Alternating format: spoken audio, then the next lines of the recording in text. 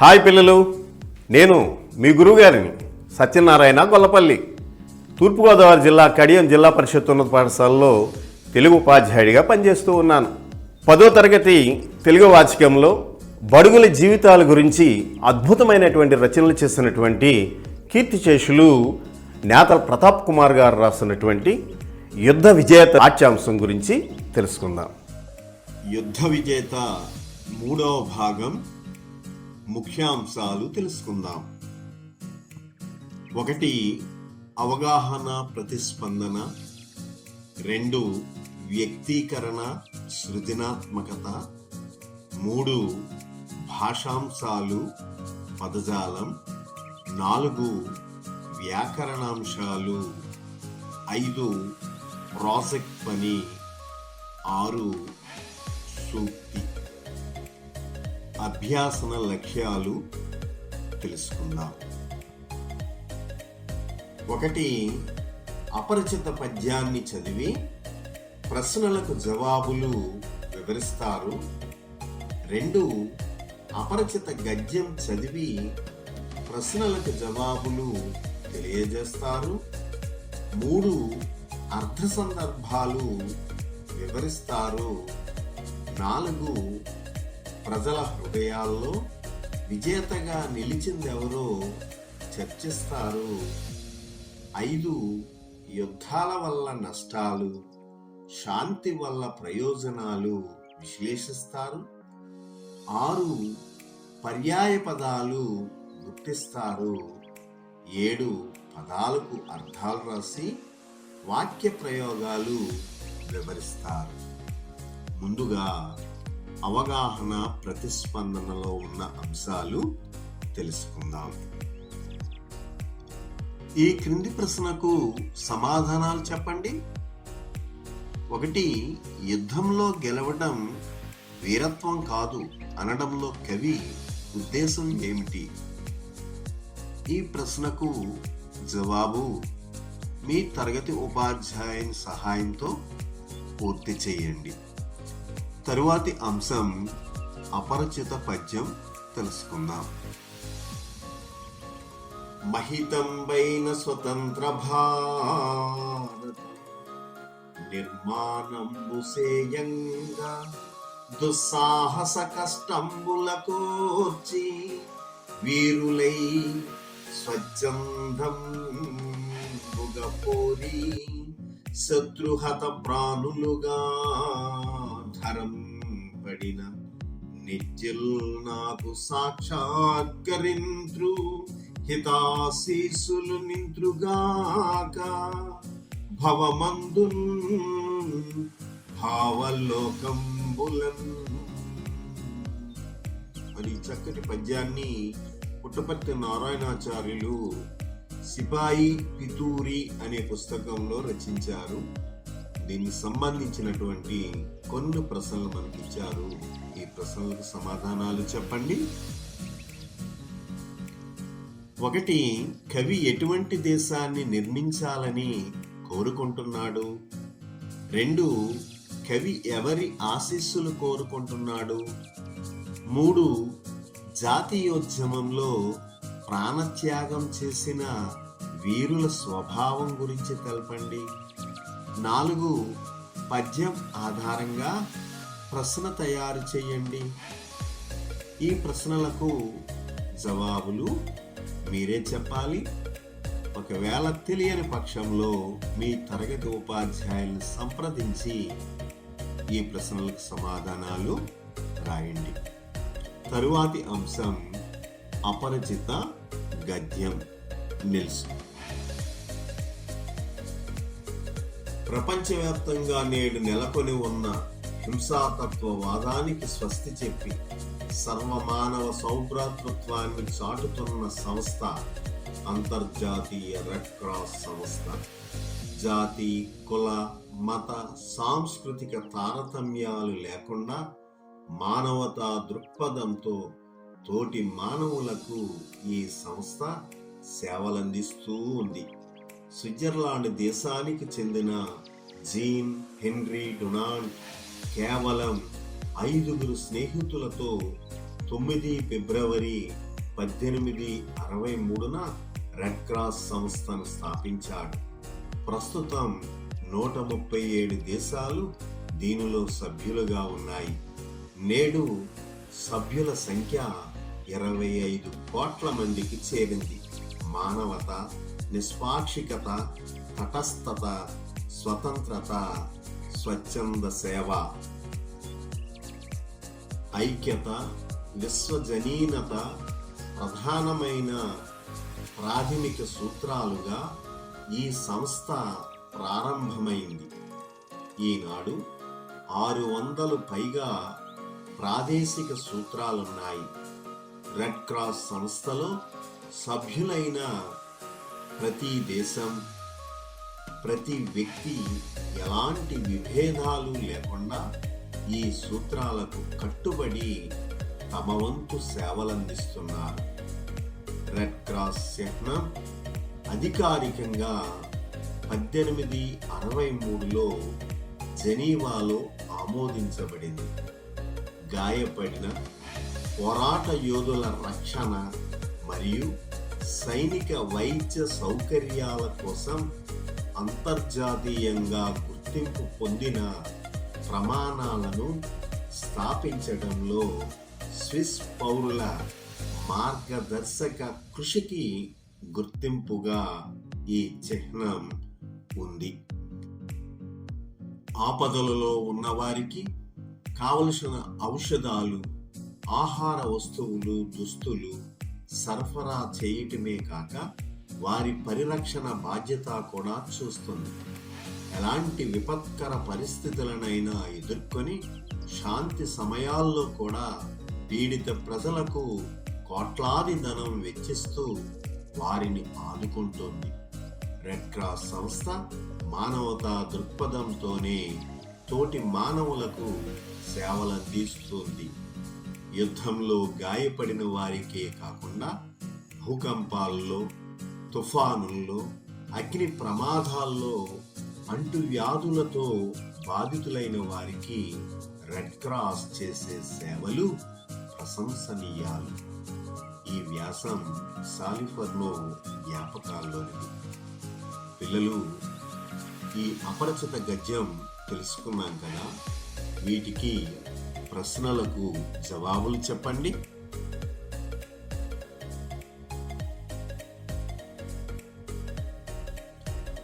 ఒకటి, పచ్చని నేలకు నెత్తుటి తిలకం దిద్దవలసి వచ్చింది. 2, చిరుదరహాసాలను చెరిపేయడమే యుద్ధం. ఈ 2 వాక్యాలు కవి ఏ సందర్భంలో ప్రయోగించాడో చెప్పండి. మీకు తెలియని పక్షంలో మీ ఉపాధ్యాయులను సంప్రదించి వీటికి అర్థ సందర్భాలు రాయండి. తరువాతి అంశం ఏకవాక్య సమాధానాలు చెప్పండి. 1వ ప్రశ్న, పూర్వం యుద్ధాలు దేనికోసం జరిగేవి? ఆలోచించి సమాధానం చెప్పండి. చాలా బాగా చెప్పారు. జవాబు, రాజ్యం కోసం, రమణి కోసం, పదవి కోసం, పౌరుషం కోసం యుద్ధాలు జరిగేవి. 2వ ప్రశ్న, పశ్చాత్తాపం ప్రకటించిన రాజు ఎవరు? ఆలోచించి దీనికి జవాబు చెప్పండి. చాలా బాగా చెప్పారు. జవాబు, యుద్ధంలో గెలిచి పశ్చాత్తాపం ప్రకటించిన రాజు అశోకుడు. 3వ ప్రశ్న, రాజ్య సుఖాలను వదిలి వెళ్ళిందెవరు? ఆలోచించి జవాబు చెప్పండి. చాలా బాగా చెప్పారు. జవాబు, రాజ్య భోగాలను వదిలి వెళ్ళింది సిద్ధార్థుడు. వీరినే మనం బుద్ధుడు అంటాం. 4వ ప్రశ్న, యుద్ధాన్ని గెలవడం అంటే ఏమిటి? ఆలోచించి సమాధానం చెప్పండి. చాలా బాగా చెప్పారు. జవాబు, శాంతిగా ఉంటూ ప్రజల హృదయాలను గెలవడం యుద్ధాన్ని గెలవడం అంటాం. ఇక తరువాతి అంశం 3 ప్రశ్నలకు జవాబులు చెప్పండి. 1వ ప్రశ్న, హెన్రీ డునాంట్ ఎంతమంది స్నేహితులతో రెడ్ క్రాస్ సంస్థను స్థాపించాడు? ఆ 10 మంది, ఆ 5, ఈ 6, ఈ 8 మంది. బాగా ఆలోచించి జవాబు చెప్పండి. సూపర్, చాలా బాగా చెప్పారు. జవాబు ఆ 5. 2వ ప్రశ్న, హెన్రీ డునాంట్ ఏ దేశానికి చెందినవారు? ఆ అమెరికా, ఆ ఇంగ్లాండ్, ఈ ఫ్రాన్స్, ఈ స్విట్జర్లాండ్. ఆలోచించి సమాధానం చెప్పండి. చాలా బాగా చెప్పారు. జవాబు ఈ స్విట్జర్లాండ్. 3వ ప్రశ్న, ప్రస్తుతం ఎన్ని దేశాలు రెడ్ క్రాస్ లో సభ్యత్వం కలిగి ఉన్నాయి? ఆ 150, ఆ 140, ఈ 137, ఈ 130. బాగా ఆలోచించి జవాబు చెప్పండి. చాలా చాలా బాగా చెప్పారు. జవాబు ఈ 137. ప్రశ్నలన్నింటికి చక్కని సమాధానాలు చెప్పారు. మీకందరికీ అభినందనలు. తరువాతి అంశం వ్యక్తీకరణ, సృజనాత్మకత. ఈ క్రింది ప్రశ్నలకు లఘు సమాధానాలు చెప్పండి. 1, ప్రజల హృదయాల్లో విజేతగా నిలిచేది ఎవరు? 2, కవి ప్రకృతిని ధ్వంసం చేయడం కూడా ఉన్మాద చర్యగా ఎందుకు భావించాడు? 3, యుద్ధంలో గెలిచిన వాడికంటే యుద్ధాన్ని గెలిచిన వాడే నిజమైన విజేత అని కవి ఎందుకన్నాడు? ఈ ప్రశ్నలకు మీ తరగతి ఉపాధ్యాయుని సహాయంతో సమాధానాలు రాయండి. తరువాతి అంశం వ్యాసరూప ప్రశ్నలు. 1వ ప్రశ్న, యుద్ధ విజేత పాఠ్యభాగ సారాంశాన్ని మీ సొంత మాటల్లో చెప్పండి. 2, యుద్ధాలను నివారించడానికి, శాంతిని నెలకొల్పడానికి ఏం చెయ్యాలి? ఈ 2 పెద్ద ప్రశ్నలకు మీ తరగతి ఉపాధ్యాయుని సహాయంతో సమాధానాలు రాయండి.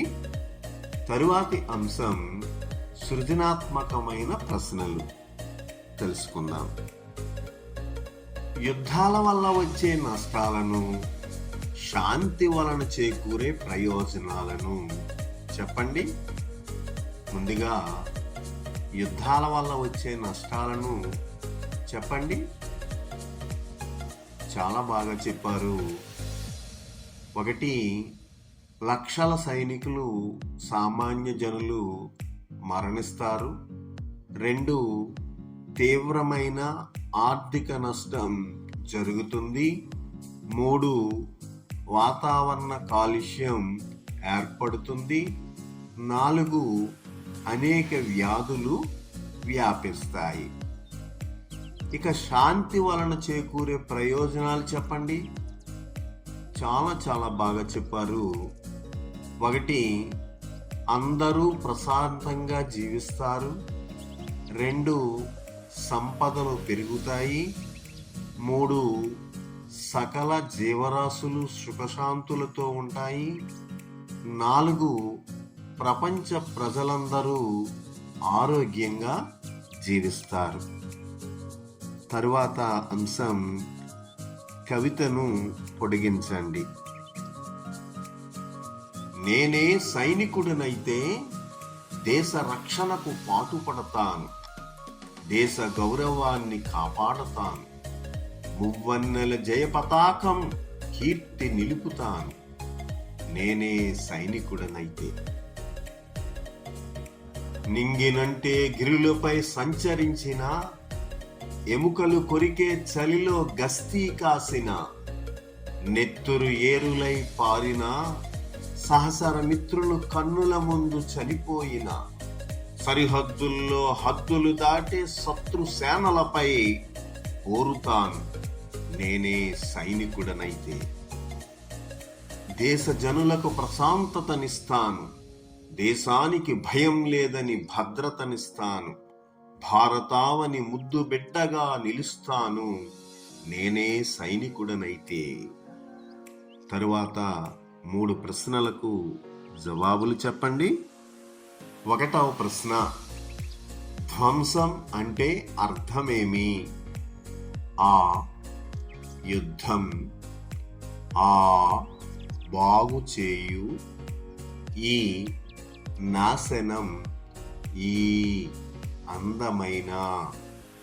ఆలోచించి సరి అయిన జవాబు చెప్పండి. చాలా బాగా చెప్పారు. జవాబు ఈ నాశనం. 2వ ప్రశ్న, యుద్ధాలు ఏ సంధి? ఆ సవర్ణ దీర్ఘ సంధి, ఆ గుణసంధి, ఈ ఉత్వ సంధి, ఈ లొలనల సంధి. ఆలోచించి సరైన జవాబు చెప్పండి. చాలా చాలా బాగా చెప్పారు. జవాబు ఈ లొలనల సంధి. చివరగా 3వ ప్రశ్న, గెలిచిన జంతువు వీరత్వంతో ఏం చేస్తుంది?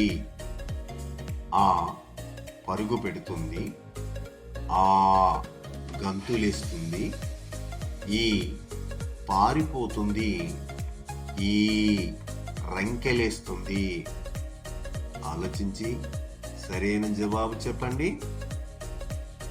సూపర్, చాలా బాగా చెప్పారు. జవాబు ఈ రంకెలేస్తుంది. చాలా చక్కగా సమాధానాలు చెప్పారు. మీకందరికీ అభినందనలు. తరువాతి అంశం భాషాంశాలు, పదజాలం. క్రింది వాక్యాలలో ఎరుపు రంగు పదాలకు అర్థాలు గ్రహించి వాటితో వాక్యాలు చెప్పండి. 1, ప్రణాళికాబద్ధంగా చదివితే విజయం తథ్యం. తథ్యం అనే పదానికి అర్థం చెప్పి వాక్య ప్రయోగం చేయండి. చాలా బాగా చేశారు. తథ్యం అంటే సత్యం, దీన్నే మనం నిజం అంటాం. ఆస్ట్రేలియా ప్రణాళికాబద్ధంగా ఆడి ప్రపంచ కప్ గెలిచింది, నిజం. 2, పంటలకు మంచి ధర రావడంతో రైతన్నల మోముపై దరహాసం వెల్లివిరిసింది.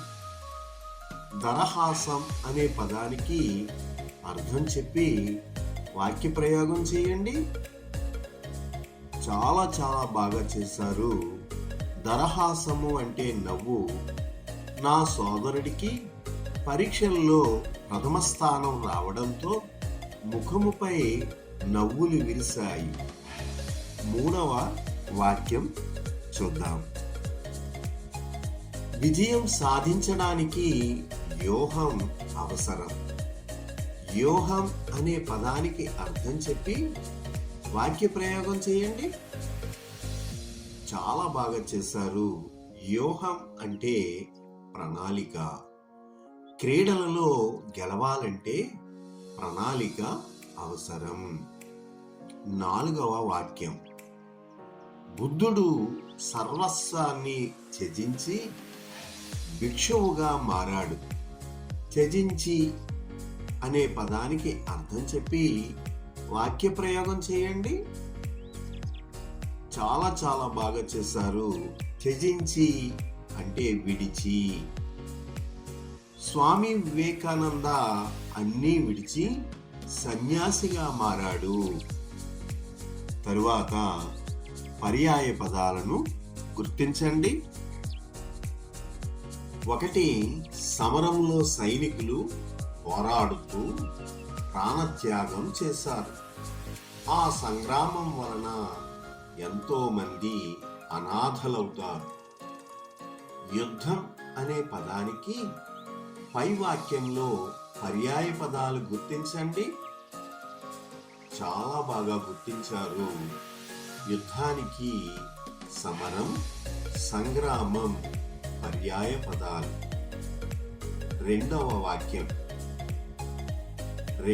వాక్యం గెలుపు కోసం ప్రతి ఒక్కరూ ప్రయత్నిస్తారు. జయం దక్కలేదని నిరుత్సాహపడకూడదు. విజయం అనే పదానికి పై వాక్యంలో పర్యాయ పదాలు గుర్తించండి. చాలా బాగా గుర్తించారు. విజయం అనే పదానికి గెలుపు, జయం అనేవి పర్యాయ పదాలు. 3వ వాక్యం సేవా తత్పరత వల్ల యశస్సు కలుగుతుంది. ఆ పేరు శాశ్వతమైనది. కీర్తి అనే పదానికి సమానమైన పదాలు ఆ వాక్యంలో గుర్తించండి. చాలా బాగా చెప్పారు. యశస్సు, పేరు. తరువాత నానా అర్థాలు జతపరచండి. 1 పశువు, 2 కాలం, 3 రాజ్యం. వాటికి ఎదురుగా ఆ సమయం, నలుపు, చావు, ఆ రాష్ట్రం, ఏలుబడి, దొరతనం, ఈ గొట్టె ఆత్మ, 4 కాళ్ళ జంతువు. ఇటువైపు ఇవ్వబడిన 3 పదాలకు సరి అయిన నానార్థాలను జతపరచండి. చాలా బాగా చెప్పారు. మీకు అభినందనలు. పశువు అనే పదానికి గొట్టె ఆత్మ, 4 కాళ్ళ జంతువు. కాలము అనే పదానికి సమయం, నలుపు, చావు. రాజ్యం అనే పదానికి నానార్థాలు రాష్ట్రం, ఏలుబడి, దొరతనం. చాలా బాగా చెప్పారు సమాధానాలు. మీకందరికీ అభినందనలు. తరువాత ప్రకృతి పదాలకు వికృతులు చెప్పండి. 1 ముఖం, 2 పక్షి, 3 పుణ్యం. బాగా ఆలోచించి వీటికి వికృతులు చెప్పండి. చాలా బాగా చెప్పారు. మీకందరికీ అభినందనలు. ముఖము, మొగము, మోము. పక్షి, పక్కి. పుణ్యం వికృతి, పుణ్యం. చాలా బాగా సమాధానాలు చెప్పారు. మరి ఇంతవరకు భాషాంశాలు తెలుసుకున్నాం కదా. 3 ప్రశ్నలకు జవాబులు చెప్పండి. 1 అర్థం, నానార్థాలు చెప్పండి. ఆ శబ్దం, ధనం. ఆ శబ్దార్థం, ధనం. ఈ పదం, వాక్యం. ఈ ధనం, బంగారం. ఆలోచించి నానార్థాలు చెప్పండి. చాలా బాగా చెప్పారు. ఆ శబ్దార్థం, ధనం. 2వ ప్రశ్న పుష్పం, వికృతి చెప్పండి. ఆ పూలు, ఆ పువ్వు. ఈ కుసుమం, ఈ విరులు. ఆలోచించి జవాబు చెప్పండి. చాలా బాగా చెప్పారు. జవాబు ఆ పువ్వు. చివరిగా మూడవ ప్రశ్న. భార్య పర్యాయ పదాలు చెప్పండి. ఆ స్త్రీ పెండ్లాము, ఆ పెండ్లాము కలత్రము, ఈ పెండ్లాము ఇంతి, ఈ రమణి కావ్య. ఆలోచించి పర్యాయ పదాలు చెప్పండి.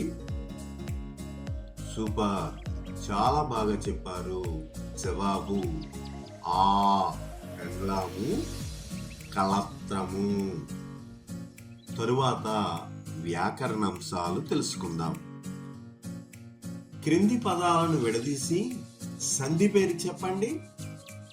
1 సంవత్సరాలు, 2 కొమ్ములెగరేసి, 3 చరాచర, 4 ఇంకొకరు, 5 మానవాళి. బాగా ఆలోచించి పదాలను విడదీసి సంధి పేర్లు చెప్పండి. చాలా బాగా చెప్పారు, మీకు అభినందనలు. సంవత్సరము ప్లస్ లు లులనల సంధి, కొమ్ములు ప్లస్ ఎగరేసి ఉత్వ సంధి, చర ప్లస్ అచర సవర్ణ దీర్ఘ సంధి, ఇంకా ప్లస్ ఒకరు అత్వ సంధి, మానవ ప్లస్ ఆళి సవర్ణ దీర్ఘ సంధి. తరువాత విడదీసిన పదాలను కలిపి సంధి పేర్లు చెప్పండి. ఒక్క ప్లస్ ఒక్క, 2 ఎందుకు ప్లస్ అవుతుంది, 3 అతను ప్లస్ ఎప్పటికీ, 4 నెత్తికి ప్లస్ ఎక్కు, 5 యుద్ధ ప్లస్ ఉన్మాది. ఈ 5 పదాలను కలిపి ఏ సంధి అవుతుందో చెప్పండి. చాలా బాగా చెప్పారు, మీకందరికీ అభినందనలు. ఒక్కొక్క ఆమ్రేడిత సంధి ఎందుకవుతుంది, ఉత్వ సంధి అతనెప్పటికీ, ఉత్వ సంధి నెత్తికెక్కు, యత్వ సంధి యుద్ధోన్మాది గుణసంధి. తరువాత పదాలకు విగ్రహవాక్యాలు చెప్పి సమాసనామాలు చెప్పండి. పిల్లలు, ఈ క్రింది పదాలకు విగ్రహవాక్యాలతో కూడిన సమాసనామాలు చెప్పండి. 1 శత్రు రాజ్యం, 2 భార్య బిడ్డలు, 3 రాజ్య భోగాలు, 4 యుద్ధ వ్యూహం. బాగా ఆలోచించి జవాబులు చెప్పండి. సూపర్, చాలా బాగా చెప్పారు, మీకు అభినందనలు. శత్రువుల యొక్క రాజ్యం షష్ఠీ తత్పురుష సమాసం. భార్యయును బిడ్డలను ద్వంద్వ సమాసం.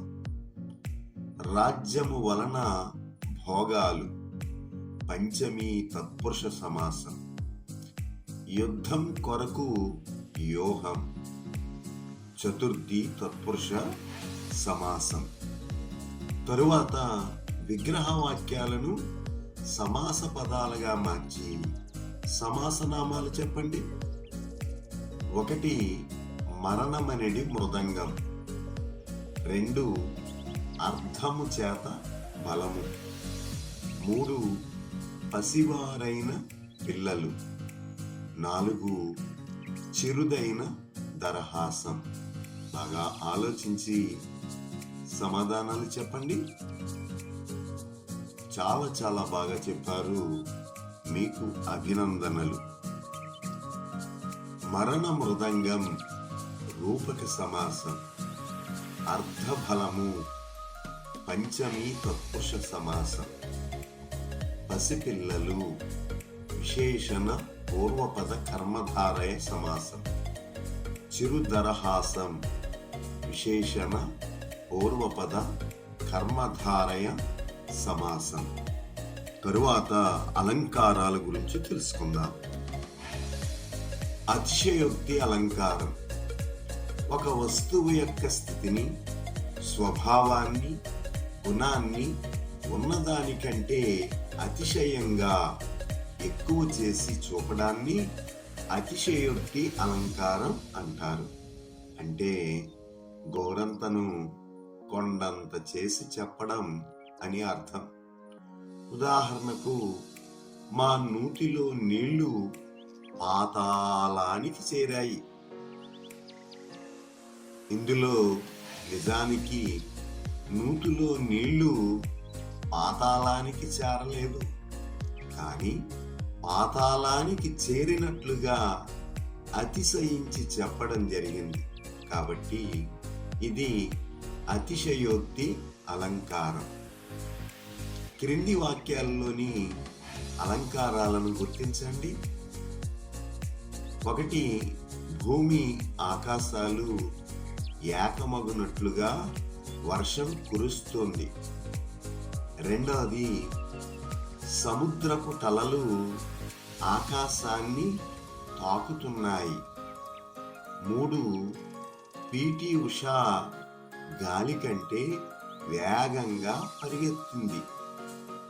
పై 3 కూడా అతిశయోక్తి అలంకారాలే కదా, ఎందుకంటే ఎక్కువ చేసి చెప్పడం జరిగింది. 4. మల ఎగిరి నుండి వచ్చే గాలి. 5. అమ్మ చూపించే ప్రేమ. ఇవి 2 ఏ అలంకారాలు? అవును, ఇవి లాటానుప్రాస అలంకారములు. లాటానుప్రాస అలంకారం లక్షణం ఒకే పదం అర్థభేదం లేకుండా తాత్పర్య భేదంతో ప్రయోగింపబడిన అది లాటానుప్రాస అలంకారం. మలయగిరి నుండి వచ్చే గాలి. ఇక్కడ గాలి అంటే అర్థభేదం లేదు, కానీ తాత్పర్య భేదం ఏమిటంటే మలయగిరి నుండి వచ్చే గాలి మాత్రమే స్వచ్ఛమైనది అని అర్థం. తరువాత 3 ప్రశ్నలకు సమాధానాలు చెప్పండి. 1వ ప్రశ్న, 2 పశువులు ఏ సమాసం? ఆ. ద్వంద్వ సమాసం. ఆ. షష్ఠీ తత్పురుష సమాసం. ఈ. ద్విగు సమాసం. ఈ. రూపక సమాసం. ఆలోచించి జవాబు చెప్పండి. చాలా బాగా చెప్పారు. జవాబు ఈ. ద్విగు సమాసం. 2వ ప్రశ్న, భోగాలు పదమును విడదీసి సంధి పేరు చెప్పండి. ఆ. భోగా ప్లస్ లు లులనల సంధి. ఆ. భోగము ప్లస్ లు లులనల సంధి. ఈ. భోగా ప్లస్ ములు లులనల సంధి. ఈ. భోగము ప్లస్ లు సవర్ణ దీర్ఘ సంధి. బాగా ఆలోచించి జవాబు చెప్పండి. సూపర్, చాలా బాగా చెప్పారు. జవాబు ఆ. భోగము ప్లస్ లు లులనల సంధి. 3వ ప్రశ్న, మా పొలంలో బంగారం పండుతుంది. ఏ అలంకారం? ఆ. ఉపమాలంకారం. ఆ. రూపకలంకారం. ఈ. అతిశయోక్తి అలంకారం. ఈ. లాటానుప్రాస అలంకారం. ఆలోచించి జవాబు చెప్పండి. చాలా బాగా చెప్పారు. జవాబు ఈ. అతిశయోక్తి అలంకారం. తరువాత ప్రాజెక్ట్ పని తెలుసుకుందాం. నోబెల్ శాంతి బహుమతి పొందిన 4 వివరాలు సేకరించి వారు ఎందుకు పొందారో వివరించండి. పిల్లలు, చాలా చక్కగా ప్రాజెక్ట్ను మీరు తయారు చేశారు. మీకు అభినందనలు. ఆల్ఫ్రెడ్ బెర్న్హార్డ్ నోబెల్ స్వీడన్ శాస్త్రవేత్త, పారిశ్రామికవేత్త అయిన నోబెల్ శాంతి కోసం ఈ బహుమతిని ఏర్పాటు చేశాడు. ప్రపంచ శాంతికి ఎవరైతే కృషి చేస్తారో వారికి ఈ బహుమతిని ఇస్తారు. వ్యక్తులకే కాదు, సంస్థలకు కూడా అందిస్తారు. 1901 నుండి 2023 మధ్య 111 మంది వ్యక్తులకు, 30 సంస్థలకు 104 సార్లు అందించబడ్డాయి. నోబెల్ శాంతి బహుమతి పొందిన 4 వివరాలను తెలుసుకుందాం. హెన్రీ డొనాల్డ్ 1828 మే 8న జన్మించాడు. 1 రెడ్ క్రాస్ ఉద్యమాన్ని స్థాపించిన వారు. 2 జెనీవా సమావేశాన్ని ప్రారంభించడంలో వీరు ప్రముఖులు. 3 యుద్ధ సమయంలో క్షతగాత్రులకు సహాయం చేయడానికి ముందుకొచ్చాడు. 4 మొట్టమొదటి నోబెల్ శాంతి బహుమతి పొందిన విజేత వీరు. ఇది 1901లో వీరు ఈ బహుమతిని తీసుకోవటం జరిగింది. అదే సంవత్సరం మరొకరికి ఈ నోబెల్ శాంతి బహుమతిని అందించడం జరిగిందట. ఆయన ఫెడరిక్ హాసీ. ఈయన 1822 మే 20న జన్మించారు. 1850లో శాంతి ఉద్యమంలో చేరారు. అనేక శాంతి సంఘాలను ఏర్పాటు చేశారు. 1901లో హెన్రీ డొనాల్డ్తో సంయుక్తంగా నోబెల్ శాంతి బహుమతి పొందారు. నోబెల్ శాంతి బహుమతి పొందిన వారిలో మదర్ తెరిసా ఒకరు. 26/8/1910లో యుగోస్లేవియాలో జన్మించారు. కలకత్తా నగరంలో మిషనరీ ఆఫ్ చారిటీ ద్వారా కుష్టి వ్యాధిగ్రస్తులకు, అనాథలకు, వృద్ధులకు ఆశ్రమాలు స్థాపించి సేవలు చేశారు. 133 దేశాలలో సేవలు చేశారు. వీరికి 1979లో నోబెల్ శాంతి బహుమతి లభించింది. తరువాత నెల్సన్ మండేలా 18/7/1918న దక్షిణాఫ్రికాలో జన్మించారు. జాతి వివక్ష వ్యతిరేక ఉద్యమకారుడు, ఆఫ్రికన్ నేషనల్ కాంగ్రెస్ అధ్యక్షుడు. 27 సంవత్సరాలు రోబెన్ అనే ద్వీపంలో కారాగార శిక్షను అనుభవించారు. నల్లజాతి సూర్యుడిగా ప్రసిద్ధిగాంచారు. వీరికి 1993లో నోబెల్ శాంతి బహుమతి లభించింది. కైలాష్ సత్యార్థి 11/1/1954లో మధ్యప్రదేశ్ రాష్ట్రంలో జన్మించారు. బాలల హక్కుల ఉద్యమకారుడు. 1980లో బచ్పన్ బచావో ఆందోళన, బాల్యాన్ని కాపాడండి ఉద్యమం స్థాపించి 80,000 మంది పిల్లల హక్కులు కాపాడారు. 2014లో కైలాష్ సత్యార్థికి, మలాలాకు సంయుక్తంగా నోబెల్ బహుమతి అందుకున్నారు. తరువాత అంశం పాఠాంతర పద్యం.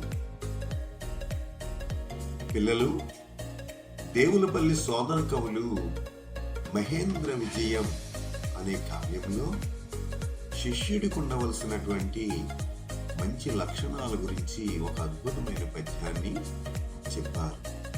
వినయ విధేయ వర్తనుడు, అవిస్మృతిశాలి, అసంశయాసయుండు, అనితర సక్త మానసుడు, అపార్థ విదురుడు, అధీత పాఠాంచితన పరుడు సుఖగ్రహణ ధారణ గణ్యుడు సూక్ష్మ బుద్ధి సుస్వనుడు గురుప్రియుండు నగువాని శిష్యునిగా కొననందతడు. పద్యం యొక్క భావం తెలుసుకుందాం. శిష్యుడు వినయంతో గురువు చెప్పినట్లు నడుచుకోవాలి. మరుపు ఉండకూడదు. స్థిరమైన మనసుతో ఉండాలి. గురువు పట్ల, చదువు పట్ల మాత్రమే ఏకాగ్రత కలిగి ఉండాలి. అపార్థం చేసుకోకూడదు. చదివిన పాఠాన్ని మళ్ళీ మళ్ళీ గుర్తు చేసుకోవాలి. గురువు బోధించే విషయాన్ని అర్థం చేసుకొని జ్ఞాపకం పెట్టుకోవాలి. చురుకైన బుద్ధితో వెలగాలి. మంచి కంఠస్వరం ఉండాలి. గురువు మనసును సంతోషపెట్టాలి. తరువాత అంశం సూక్తి. పిల్లలు, మీకు తెలుసా, ప్రతి సంవత్సరం సెప్టెంబర్ 21న అంతర్జాతీయ శాంతి దినోత్సవం జరుపుకుంటున్నాం. 2002లో ఐక్యరాజ్య సమితి జనరల్ అసెంబ్లీ సెప్టెంబర్ 21న అంతర్జాతీయ శాంతి దినోత్సవంగా ప్రకటించింది. ఈ రోజున దేశాలన్నీ ఎటువంటి అల్లర్లు, ఘర్షణలు లేకుండా శాంతియుతంగా జీవించాలని శాంతి కపోతాలు ఎగరవేసి విశ్వాసాన్ని ప్రకటిస్తున్నాయి. తెంసా నృత్యం విశాఖపట్నం ఏజెన్సీ ప్రాంతాలలో విశేష ఆదరణ పొందిన జానపద సామూహిక నృత్యాలలో ఒకటి. ఇది గిరిజనుల సంప్రదాయ నృత్యం. ఆడ, మగ, వయసుతో నిమిత్తం లేకుండా అన్ని కొండ జాతుల వారు ఈ జానపద నృత్య సమ్మేళనంలో పాల్గొంటారు. ఈ నాట్యాన్ని ప్రతి పండుగ సందర్భంలోనూ, వివాహాది సందర్భాలలోనూ చేస్తూ ఉన్నారు. వీరి దైనందిన జీవితానికి, ఆచార వ్యవహారాలకు ఈ నాట్యం అర్థం పడుతుంది. అరకలోయలో కొండదర, బగత, హ్యోద్, బోండి అనే తెగల గిరిజనులు ఉన్నారు. ఉత్సవాల సమయాలలో ఒక గ్రామం వారు మరొక గ్రామానికి వెళ్ళి తెంసా నృత్యం చేస్తారు. వివాహం సమయంలోనూ, చైత్ర మాసంలో ఇటుకల పండుగ రోజుల్లోనూ గిరిజనులు ఈ నృత్యం చేస్తారు. తెంసా జట్టుకు ఒక నాయకుడు ఉంటాడు. 20 మంది స్త్రీలు నృత్యం చేస్తారు. వాయిద్యాలు మగవారు వాయిస్తారు. తెంసాలో సన్నాయి, తుడుము, కిరిడి, డప్పు, బాక, పిన్నల గర్ర, జోడి కొమ్ములు అనే 6 వాయిద్యాలు పురుషులు వాయిస్తారు. తమ గ్రామ దేవత నిశాని దేవతను ఆరాధిస్తూ చేసే నృత్యాన్ని ఓడి తెంసా అంటారు. ఈ నృత్యంలో ఒకవైపు మగవారు, మరొక వైపు స్త్రీలు చేతులు పట్టుకుని వరుసగా నిలబడతారు. వీరు బృంద నాయకుడిని అనుసరిస్తూ లయబద్ధంగా అడుగులు వేస్తారు. ఈ నృత్యంలో పొంగి ముల్లమ్మ, కొర్ర రాజమ్మ, ఇల్లోల లక్ష్మమ్మ మొదలైన తెంసా నృత్య బృందాలు దేశమంతా ప్రదర్శనలు ఇస్తూ పేరు పొందాయి. తెంసా నృత్యం గురించి తెలుసుకున్నాం కదా. అమీన్ పీర్ దర్గా గురించి కూడా తెలుసుకుందాం. అమీన్ పీర్ దర్గా కడప పెద్ద దర్గాగా కూడా పిలుస్తారు. ఇది ఆంధ్రప్రదేశ్ రాష్ట్రంలోని కడప నగరంలో ఉన్న ఒక సూఫీ ముస్లిం పుణ్యక్షేత్రం. ఇది 17వ శతాబ్దంలో రెండు సూఫీ సంతతులైన అమీన్ పీర్ మరియు షేక్ మహమ్మద్ ఉమర్ల సమాధులపై నిర్మించబడింది. శాసనాలు చెక్కబడ్డాయి. దర్గా ప్రధాన భవనం ఒక శిఖర రూపంలో ఉంది మరియు ఇది పాలరాయితో నిర్మించబడింది. దాని గోడలపై ముస్లిం చిహ్నాలు మరియు దర్గాలో అనేక చిన్న భవనాలు మరియు మసీదులు ఉన్నాయి. దర్గా ప్రతి సంవత్సరం నవంబర్లో 4 రోజుల పాటు అంగరంగ వైభవంగా ఉర్సు ఉత్సవాలు నిర్వహిస్తుంది. ఈ ఉత్సవాలలో భక్తులు దర్గా సందర్శించి సంతులైన సమాధులకు ప్రార్థనలు చేస్తారు. అమీన్ పీర్ దర్గా ఆంధ్రప్రదేశ్లోని అత్యంత ముఖ్యమైన సూఫీ పుణ్యక్షేత్రాలలో ఒకటి. ఇది ముస్లిం మరియు హిందూ భక్తులకు ఇష్టమైన ప్రదేశం. ఒకటి, gene henry Dunant red cross సంస్థను స్థాపించాడు. 2, పుట్టపర్తి నారాయణాచార్యులు సిపాయి పితూరి కావ్యాన్ని రచించారు. 3, సిద్ధార్థుడు యుద్ధాన్ని గెలిచి హృదయ విజేతగా నిలిచాడు.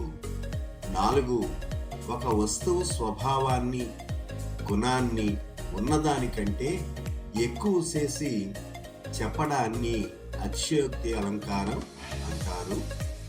5, జంట పదాలు అర్థభేదం లేకుండా తాత్పర్య భేదంతో ప్రయోగిస్తే లాటానుప్రాసం అంటాం. 6, సెప్టెంబర్ 21న అంతర్జాతీయ శాంతి దినోత్సవంగా జరుపుకుంటున్నాం. తరువాత మూల్యాంకనం తెలుసుకుందాం. 1, అమీన్ పీర్ దర్గా ఏ నగరంలో ఉంది? ఆ, విశాఖపట్నం. ఆ, విజయవాడ. ఈ, గుంటూరు.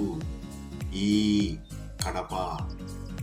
ఆలోచించి సరైన సమాధానం చెప్పండి. చాలా బాగా చెప్పారు. జవాబు ఈ, కడప. 2వ ప్రశ్న, నెత్తురుకు పర్యాయ పదాలు గుర్తించండి. ఆ, ఎరుపు, రక్తం. ఆ, రక్తం, రుధిరం. ఈ, రగతం, రక్తం. ఈ, బలం, శక్తి. బాగా ఆలోచించి జవాబు చెప్పండి. చాలా చాలా బాగా చెప్పారు. జవాబు ఆ, రక్తం, రుధిరం. 3వ ప్రశ్న, థింసా నృత్యం ఏ ప్రాంతంలో విశేషాదరణ పొందుతుంది? ఆ, శ్రీకాకుళం. ఆ, తూర్పుగోదావరి. ఈ, విజయనగరం. ఈ, విశాఖపట్నం. ఆలోచించి సరైన జవాబు చెప్పండి. చాలా బాగా చెప్పారు. జవాబు ఈ, విశాఖపట్నం. 4వ ప్రశ్న, గౌరవం వికృతి పదాన్ని గుర్తించండి. ఆ, గారవం. ఆ, మర్యాద. ఈ, గౌరవం. ఈ, అగౌరవం. ఆలోచించి సరైన జవాబు చెప్పండి. చాలా బాగా చెప్పారు. జవాబు ఆ, గారవం. 5వ ప్రశ్న, శత్రువని విడదీసి సంధి పేరు చెప్పండి. ఆ, శత్రువా ప్లస్ అని అద్వసంధి. ఆ, శత్రువు ప్లస్ అని ఉత్వసంధి. ఈ, శత్రువు ప్లస్ అని యత్వ సంధి ఈ. శత్రువా ప్లస్ అని సవర్ణ దీర్ఘ సంధి. బాగా ఆలోచించి సరి అయిన పదాన్ని గుర్తించండి. చాలా బాగా చెప్పారు. జవాబు ఆ. శత్రువు ప్లస్ అని ఉత్వ సంధి. 6వ ప్రశ్న. అమీన్ పీర్ దర్గాలో జరిగే ఉత్సవాల పేరేమి? ఆ. దసరా ఉత్సవాలు. ఆ. బతుకమ్మ ఉత్సవాలు. ఈ. ఉరుసు ఉత్సవాలు. ఈ. సమ్మక్క ఉత్సవాలు. బాగా ఆలోచించి సరైన జవాబు చెప్పండి. చాలా చాలా బాగా చెప్పారు. జవాబు ఈ. ఉరుసు ఉత్సవాలు. ఇక తరువాత ఇంటి పని తెలుసుకుందాం. యుద్ధాల వల్ల నష్టాలు రాయండి. 2. శాంతిని నెలకొల్పడానికి మనం ఏం చేయాలి? 3. అతిశయోక్తి అలంకారం గురించి రాయండి. 4. గౌతమ బుద్ధుడి గురించి రాయండి. పిల్లలు చాలా చక్కగా పాఠ్యాంశాన్ని విన్నారు కదా. మీ అందరికీ కూడా శుభాకాంక్షలు తెలియజేస్తూ మరొక్క మారి కలుసుకుందాం. సత్యనారాయణ గొల్లపల్లి, కడియం, తూర్పుగోదావరి జిల్లా 9491578041.